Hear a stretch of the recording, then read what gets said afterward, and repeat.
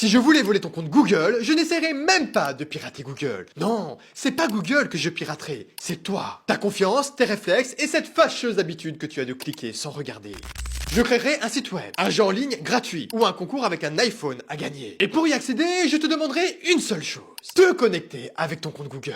Jusque-là, rien de suspect, tu fais ça tous les jours. Et c'est parfait, car c'est exactement ce réflexe-là que je vais exploiter. Donc tu cliques sur le bouton se connecter avec Google. Et comme d'habitude, une fenêtre s'ouvre. Et à l'intérieur, tu vois exactement ce que tu t'attends à voir. Le logo Google, le petit cadenas vert qui te rassure, et l'adresse officielle bien affichée dans la barre. Tout est tellement parfait que tu n'as aucune raison de douter. Tu te sens en sécurité. Alors, tu fais ce que tu fais toujours. Tu tapes ton email, ton mot de passe, et tu cliques sur connexion. Sauf que cette fenêtre-là, c'est du vent. Une illusion parfaite. Un simple dessin codé à l'intérieur de ma page. Cette barre d'URL, une image. Ce cadenas vert, du décor. En réalité, tu n'as jamais quitté mon site. Et ton mot de passe, il vient d'atterrir directement sur mon serveur. En moins de 3 secondes, tu viens de me donner les clés de ton compte Google. Maintenant, j'ai accès à tout. Tes emails des 10 dernières années, tes photos privées sur ton Drive, cette photocopie de ta carte d'identité que t'as envoyée un jour sans y penser, et surtout, le truc qui fait vraiment mal, tous tes mots de passe enregistrés dans Chrome.